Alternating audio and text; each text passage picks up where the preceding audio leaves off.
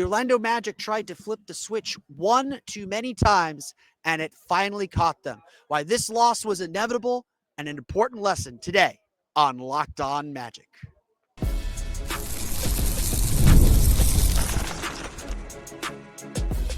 You are Locked On Magic, your daily Orlando Magic podcast, part of the Locked On Podcast Network, your team every day. And you are indeed Locked On Magic. Today is December 3rd. It will be December 4th, 2025. I'm here at the Kia Center. My name is Philip Rossman-Reich. I'm the senior writer over at OrlandoMagicDaily.com, credentialed member of the Orlando Magic media since the 2012 season. On today's episode of Locked On Magic, one of those bad habits, one of those bad things that good teams do. They try to sneak out wins at the end when they don't have it. Finally gets the Orlando Magic. The Magic can't flip the switch and fall to the San Antonio Spurs on a couple of questionable late plays, couple questionable things at the end, but ultimately a deserved loss. We'll talk about why the Magic put themselves in a position where they did not have control over this game. Plus, we'll talk about how Jase, Richardson, and Noah Penda continue to make the case for more playing time, one of the only positives from this game. We'll get to that coming up here in just a moment. But first, we want to thank you again for making Locked On Magic part of your day every day, no matter when you listen to us, whether it's first thing in the morning, whether it's right when we upload. We truly appreciate you making Locked On Magic part of your day every day. You can make Locked On Magic an even bigger part of your day by being one of our Orlando Magic dailies. That means you're an everydayer. That means you are listening 5 days a week. You're listening on the weekends. That means we are part of your podcast rotation. We're your first listen of the day. We truly appreciate you making Locked On Magic and this Locked On Magic community so great. We have a big announcement coming Monday that's going to make the Locked On Magic community even better. So stay tuned for that. It's all part of Locked On Podcast Network, the number one sports podcast network. It's your team every day. Today's episode of Locked On Magic is brought to you by Game Time. Download the Game Time app, create an account, and use code LOCKEDONNBA for $20 off your first purchase. I talked about this on Monday, and I talked about it in a positive light, because being able to win games when you're not at your best is a skill. It is a skill that good teams have, and I am very serious about this. The Orlando Magic are a good team. The Orlando Magic are a team that rightfully has these championship aspirations, that rightfully believes they can do something very, very special this season. So I'm not here to poke holes in the balloon or tell you otherwise. A close loss to a San Antonio Spurs team that is now 7-2 since Victor Wembanyama went out, that is still above, has a better record than the Magic, frankly, in the Western Conference. There is no shame in losing to the Spurs. There are shames in the conditions that this happened with, and we're going to talk about that today because while it is important to be able to know, we don't have our best today, we still have a chance to win. And if you want to, that is a positive from this game. But what can't happen is it becomes habit. It's one thing if we had one off night. We have one off night every 2 weeks, but we're still going to win that basketball game. We're still going to give ourselves a chance to win the game, and comes down to making shots, missing shots, whatever. You still have a chance to win the basketball game. This Magic team is going to give themselves a chance to win basketball games, even on bad nights like this. So don't lose sight of that. This team is good enough to now play a C+ game, a B- game, and still beat some really good opponents. The Magic had no business being tied in this game. They played so poorly. They played without any intention, without any intensity. They did not play with much physicality. They did not do much to bother the Spurs, to take De'Aaron Fox out of his spots. They couldn't figure out how to hit a shot. They couldn't figure out how to beat a zone defense in the second quarter. There was a lot the Magic left on the table. There was a lot that the Magic, should have put them in a deeper hole. And a few years ago, maybe this would have been a 20-point blowout. And we would be trying to figure out, okay, here's the fatal flaw for this Magic team. No, yes, there's still fatal flaws. Yes, they need to win games, but they're still in the game. They still have a chance. Franz Wagner got fouled on a three-pointer, tied the game at the foul line. The Magic had at least 2 possessions, I think, where they were down by 1 with a chance to take the lead. They put themselves in a position to win. And when Jeremy Sohan missed those 2 free throws and left the door open for Franz to tie it on that three-pointer or on those 3 free throws, the Magic are a team that you can't leave the door open for. Let's not lose sight of that. But what you can't do repeatedly is have nights like this and feel like you can just flip the switch, that you can find that extra gear, that you can find that that extra bit of motivation. That's what can't happen. And I asked Jonathan Isaac this, who we'll talk a little bit about that last play, but the Magic lost this game on 2 free throws by De'Aaron Fox. They tied the game with 7.7 seconds left. De'Aaron Fox, guarded by Franz Wagner, got to his spot. Jonathan Isaac met him at that spot. Probably got a little bit of his wrist. We'll see what the last 2-minute report says on Thursday, but got him on the wrist as Fox was going up. Foul was called with 1.1 seconds to play. Fox makes both free throws. Magic run an excellent inbound pass. Say what you want about the decision challenge or not. I talked with the Magic source. The Magic bench said it was a foul. They did not believe they were going to win that challenge. They kept the timeout, advanced the ball, ran a great lob play. They got Franz Wagner layup, and Luke Kornet came over and made the block. Make or miss league. That's how this goes. This game was not lost on those plays. This game was not lost in the fourth quarter, and that is still the important point. The fact that the Magic erased a 15-point second-half deficit, the fact that the Magic were down by 8 with about 5 minutes to play and erased that deficit, made mistake after mistake, and kept coming back. That is a positive thing, that this team has that will to win in them. They have that inside of them to give themselves that chance to win. But this game was lost in the second quarter when they scored only 20 points. This game was lost when they couldn't figure out how to beat that zone defense. This game was lost every time the Magic seemed to be ready to make a run, trying to build momentum, and they turned the ball over, flubbed a fast break, gave up a tough shot, gave up a basket. The Spurs made the plays to win this game. They built the deficit, they built the cushion, and they earned and deserved this game because the Magic did not bring the intensity that they needed from the beginning. They let the Spurs, coming from San Antonio after a game against Memphis last night, they let the Spurs dictate the terms to them. And that's what can't happen. The Magic can't let other teams tell them how they're going to play. The Magic can't let other teams dictate how the game is going to go, especially on a back-to-back like this. And Orlando was always climbing uphill. They're always on the back foot. They're always trying to catch up. And yes, they flipped the switch. They found it. The frustrating part about a game like this is the team is good enough. As Jalen Suggs said after the game, the Magic knew they were going to make their run at some point. But the run needed to be to extend a 4-point lead to 10, not make an 8-point lead a tie game. That's the difference. And so Orlando, yes, a lot of the numbers, and I do want to go over the numbers because I think the numbers are really important and do tell a really important story in this game. The Magic had a 108.6 defensive rating. You're going to win a lot of games with a 108.6 defensive rating. But a 104.7 offensive rating. A lot of players struggling to make shots at the rim. Magic shot less than 50% in the paint in this game. That is they still got 60 points in the paint. There's a lot of good things in this game at the end of it. But the Magic could not get their grips on this game.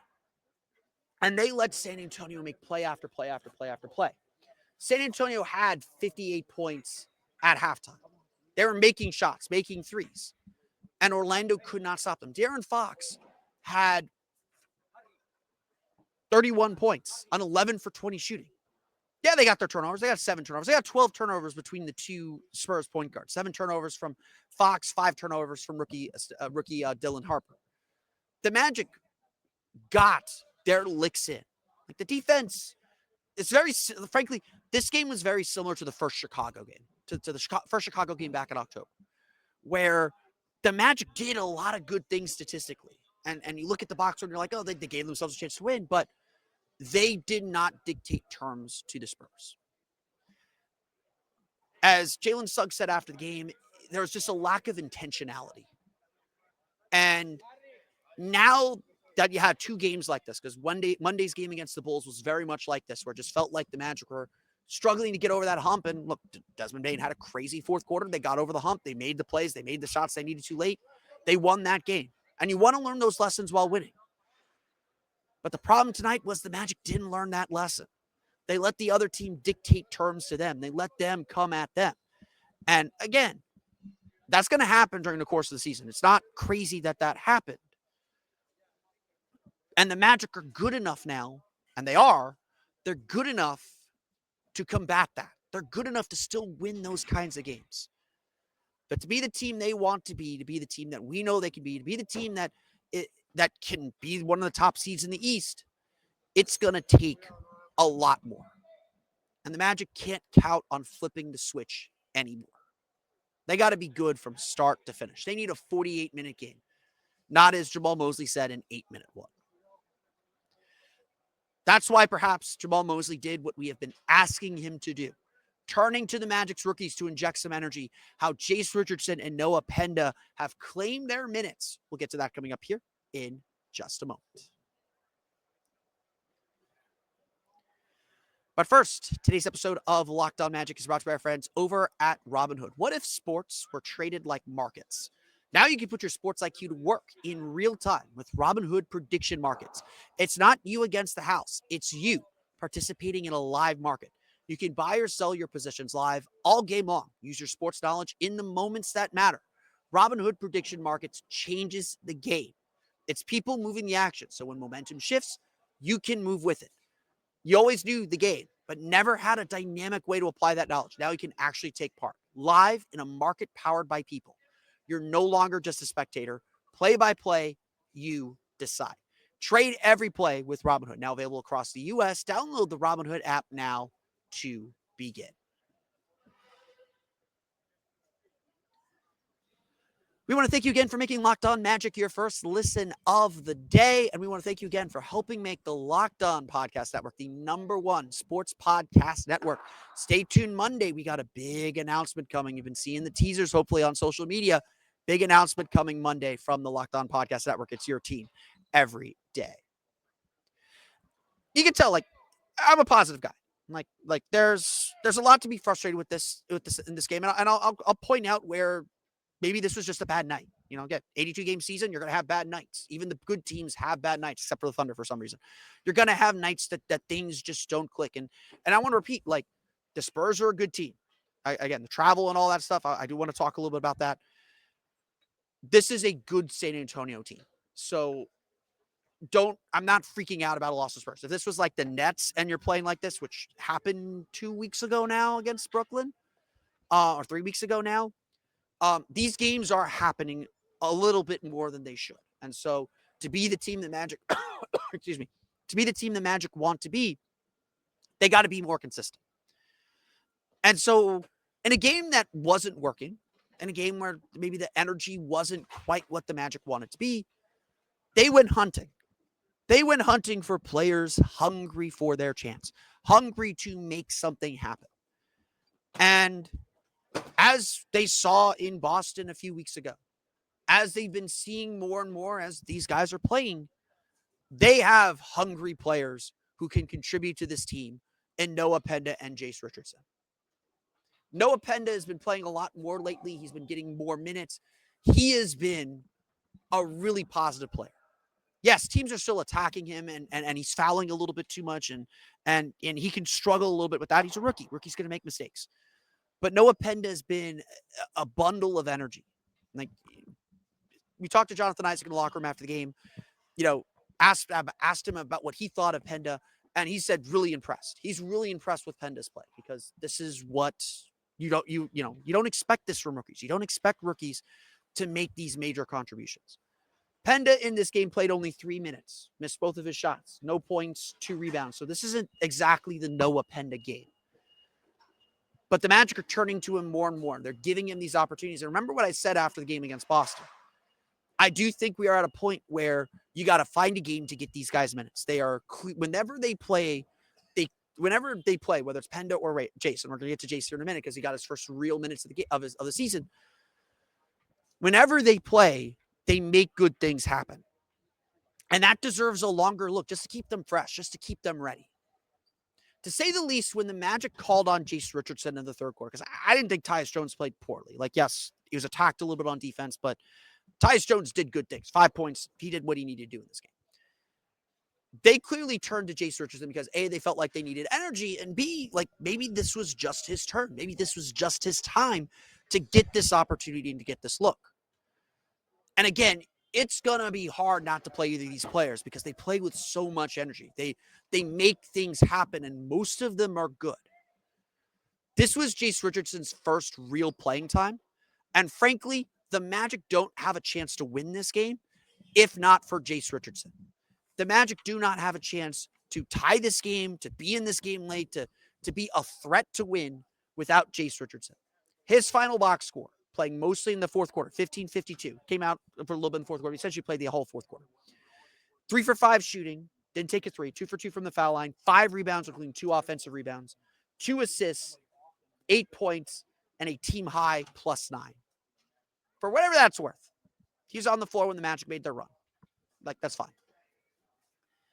Jase Richardson made a huge impact just by being aggressive, just by having a scorer's mindset, just by trying to make things happen but staying under control. He made a great dump-off pass to Jonathan Isaac when he got underneath the basket. He knows he is not the tallest guy on the floor, so he uses his speed to his advantage. And frankly, the most important thing, the guy just fights. The guy is not afraid to mix it up. He got called for a double foul trying to box out, I believe it was Jeremy Sohan. And frankly, it probably shouldn't have been a foul. Our friend Richard Stamen asked me why the Magic didn't challenge that foul call. And I was like, well, A, they want to keep that challenge in the back pocket. They want to keep the timeout. But B, they got the ball back anyway. Does it matter that Jase Richardson picked up a foul? No harm there. But just like he did against Boston a few weeks ago, Jase Richardson sparked this team on a night where they did not have it offensively. He was unafraid and that unafraid and aggressive. And that is the most important thing. That is the most important thing I want to see from Jase Richardson. I know I'm a bit of a Tyus Jones defender. I'm not going to pretend otherwise. I've said a lot about Tyus Jones. I think Tyus is better than a lot of fans are giving him credit for.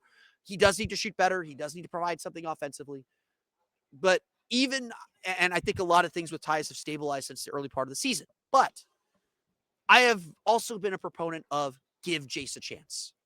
Give Jase some run. Give him some meaningful minutes. Because I believe he can do things like this more regularly. And certainly, it is undeniable in however small the sample that we have of Jase that he can make an impact on this team, that he can be a positive impactor for this team. It's just a matter of time. So yes, am I saying you're calling for Jase Richardson to be in rotation tomorrow or be in the rotation Friday? Look, teams are still attacking him like crazy on defense. His willingness to fight, scrap, be physical with whatever he has in him, that's a plus. That might be better than what you're getting from Tyus Jones. So if the offense is consistent, absolutely. I am still calling for what I've called for, and that is just making sure you give Jase his opportunity, making sure you pick out spots to get Jase into games, to give him a game in Tyus's role, to give him kind of that full responsibility and to gain that trust. Because the only reason Tyus Jones is playing over Jase Richardson at this point is because Tyus is the veteran, because Tyus has a decade in the NBA of trust built in with him. And again, he's not playing poorly. I want to make that clear. He is not playing as bad as a lot of people make him out to be. He's only -1 in this game, in a game where the Magic probably should have been blown out. And we'll talk a little bit more about where the Magic's weaknesses are lineup-wise on tomorrow's episode. The important thing with the Magic's 2 rookies at this point is, look, they're in it for the long haul with these 2 guys. Like, they're going to be happy with whatever they get from them this season, but they are in it for the next 2-3 years. Like, I think they want Jase to know to be contributors next year. This year, it's a bonus. Next year is when they'll be needed. And so whatever experience and trust you can gain with them this year is going to be really, really important. Every time they go on the floor in meaningful action, though, that trust grows. And so, yes, it's time to give Jase more serious looks. It's time to make sure Jase that this isn't some flash in the pan. It's time to see, okay, you had a good game. Do it again. Build some consistency. Give him the opportunity to build consistency. That's really what we're asking for. Because every time we see Jase and Noah get their chance, the Magic are better. At least in the small sample sizes we've seen. And the Magic should be looking for ways to continue to challenge and grow these 2 young players. Let's dive into the box score. Why the Orlando Magic really should have won this game and did a lot of things they needed to win this game, where this game was lost on the box score. We'll get to that coming up here in just a moment. But first, today's episode of Locked On Magic is brought to you by friends over at Game Time. The World Cup is coming back to North America for the first time since 1994.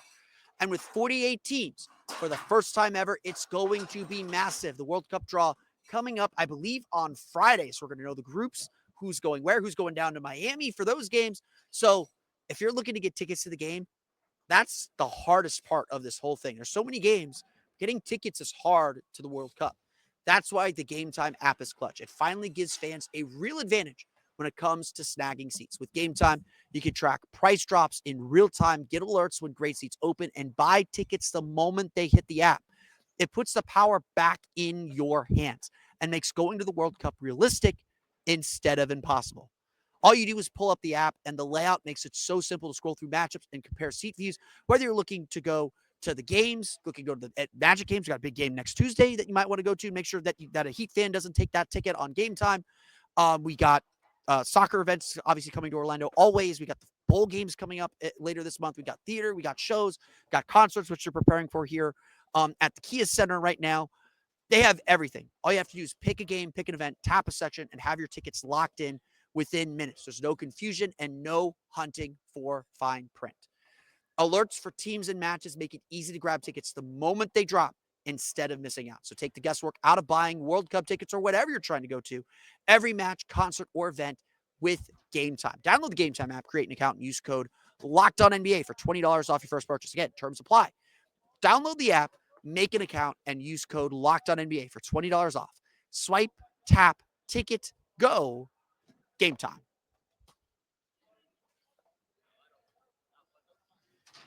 When you look at the box score of this game, it was a strange one.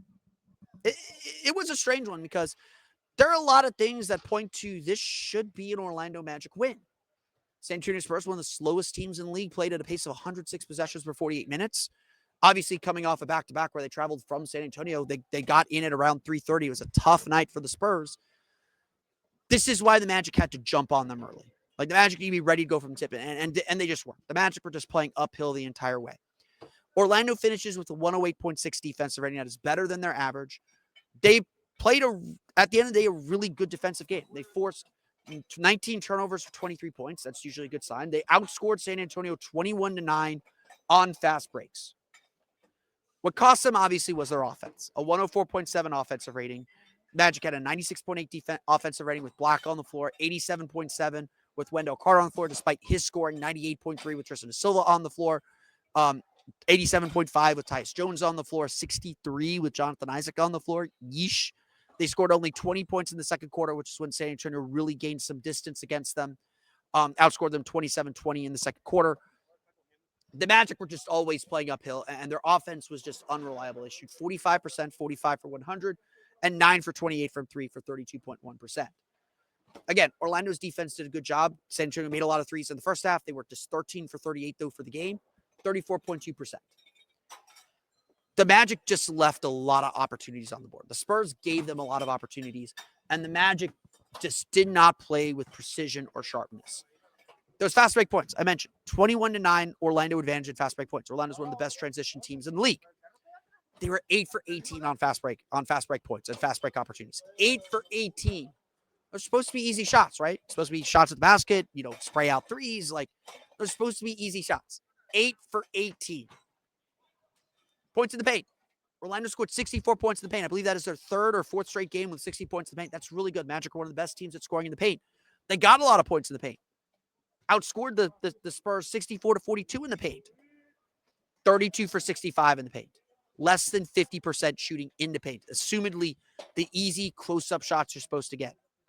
Now, typically Orlando gets to the foul line a lot. They drive a lot. They attack a lot. Magic didn't take a lot of threes in this game. Certainly they got to the line. And if the Magic got their typical diet of free throws, perhaps they would have won this game. But Orlando's just 13 for 19 from the foul line. Not only did they not get 20 free throws, 20 free throw attempts in this game, did not hit their average, which they're, 33% free throw rate. They get a lot of free throws. They get like one free throw for every 3 field goal attempts. Not only did they not hit that number, they missed 6. They missed opportunities, more points left on the board. And so when we talk about kind of flipping the switch, it's also about this precision. It's precision. It's about, are you taking advantage of the opportunities that you have? Are you, when you do the good things, are you making them pay? Every time the Magic made a mistake, or more often when the Magic made a mistake, the Spurs made them pay. When the Spurs made mistakes, and they made a lot of them, they were not, go listen to our friends at Locked On Spurs. I'm sure they're celebrating a hard-fought victory and breathing a sigh of relief over it. When the Spurs made mistakes, the Magic did not always make them pay. And that is something good teams have to do. You go watch the Oklahoma City Thunder. The Oklahoma City Thunder, if you make a string of mistakes, you're going to be down by 10 in 3 possessions. That's just how they are. And that's what the elite teams have to do when teams are at a disadvantage, at a rest disadvantage, are not making good plays. And you can find this throughout the roster. Franz Wagner, 25 points, 9 for 17 shooting, 6 for 7 from foul. And he did make those 3 key free throws at the end. 4 rebounds, 6 assists. A solid game for Franz Wagner. Solid game, but a lot of his misses, or at least a few more misses than you'd like, for him just trying to throw himself at the basket, trying to get a foul. Whistle wasn't going their way. First time all season, perhaps. Magic weren't getting the benefit of the whistle. Spurs did a good job defensively. Again, they didn't call fouls. Whether that's true or not, they didn't call them. You can't count on that. And that's one of the problems with the Magic relying so much on free throw shooting. They had to find another way. And again, for much of the last 3 weeks, the Magic have found another way. They couldn't find that other way tonight. Desmond Bane really struggled in this one. 14 points, 6 for 15 shooting, 2 for 3 from 3. Would love to see him get more threes. 6 assists. So Magic get 27 assists, by the way, on 45 field goals. 27 assists. You're going to win most games with 27 assists. So don't throw the baby out with the bathwater on this one. The Magic did a lot of good things. The Magic put themselves in a position to win this game. They were just having to climb uphill to do it. They didn't bring the right intensity early. Again, they missed opportunities. They didn't take advantage of opportunities when they came, and that ultimately made them pay. Jalen Suggs was the real hero of this game. 24 points, 10 for 20 shooting, 3 for 8 from 3, which would make him 7 for 12 inside the arc. 4 assists, 3 steals, 1 turnover. So controlled the turnovers. Orlando only had 10 turnovers. Turnovers were not a problem in this game. But where Jalen Suggs usually overskis on offense, a little too aggressive at times on defense. And he admitted that after the game. He's got to control his pace a little bit, control his tempo a little bit. And that again, that was like the big problem for the Magic all game, is just they struggled to control their tempo. They struggled to kind of play at their speed rather than letting San Antonio dictate the speed to them. Tristan da Silva had a nice bounce-back game with 12 points on 5 for 10 shooting, 2 for 6 from beyond the arc. Solid, but not spectacular game from him. Wendell Carter had a kind of rough game, 5 points, 9 rebounds, 2 for 9 shooting, just struggled making the jumpers that have been really reliable. He was 0 for 4 from 3. He's been a really great three-point shooter all year long. So maybe just a bad shooting night. Maybe if the Magic have a normal shooting night, again, 2 more. They lost by 2. It's little things that are going to shift things the other way, and that's why the big thing today is having to play from behind, having to climb uphill, and all these missed opportunities the Magic had to build momentum and give themselves a chance to win and make that fourth quarter a little bit easier instead of a little less frenetic. The big story tonight off the bench, Anthony Black, who's been super reliable for the last 3 weeks, he just finally had a stinker. I think he scored at least 10 points in his last 6 or 7 games. That includes 5 20-point games in those 7, I think. He had 7 tonight. 2 for 11 shooting, 0 for 3 from 3, 3 for 4 from the foul line. Did have 7 rebounds, did have 5 assists, did do some good things, but Anthony Black was trying to get to the basket, trying to finish around the rim, struggled to finish, struggled to just complete shots around the basket, struggled to kind of get that last little bit over the hump. And again, that's the difference in the game. That's kind of where this game is. That's where things struggle for this team. They just could not get themselves over that hump, and that's ultimately what cost them. Goga Batadze again had 8 points. Tyus Jones at 5. I thought Tyus was fine. Again, Jase was better. I get it. Jase is becoming undeniable. We can have that debate, and I think that is a discussion the Magic will have. Again, give Jase more opportunities. Jase finished with 8 points, 3 for 5 shooting again. San Antonio led in scoring by De'Aaron Fox with 31. They get 14 from Julian Champagnie. They get 11 from Harrison Barnes, who's just 4 for 12. So I see him have a bad game here. Devin Vassell had 15 on 6 for 14. They get 16 off the bench from rookie Dylan Harper. He was 5 for 12 with 5 turnovers. 13 from Keldon Johnson. They made a lot of tough shots. And again, I want to give the Spurs a lot of credit. On the back-to-back, this should have been a schedule loss for San Antonio. On the back-to-back, they played hard. They put themselves in the lead. I thought Mitch Johnson did a great job managing them. Anytime it felt like the Magic were starting to build momentum, he called timeouts early to just give them the chance to rest and recompose. And I think that's really smart coaching on his part. The Magic just could not impose their will on this game. And that's what you have to do in games like this. And the Magic got caught flat-footed. They got caught on their back foot. They tried to ease themselves in this game.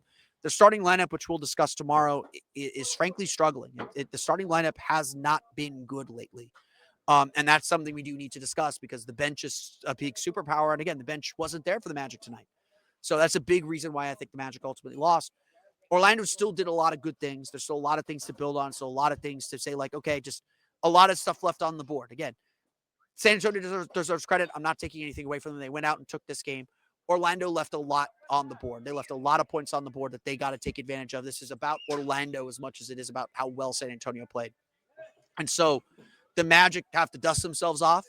They have to take this lesson, take this L, understand why they had it, understand the intensity and intention that they need, especially with big games coming up here in the next week.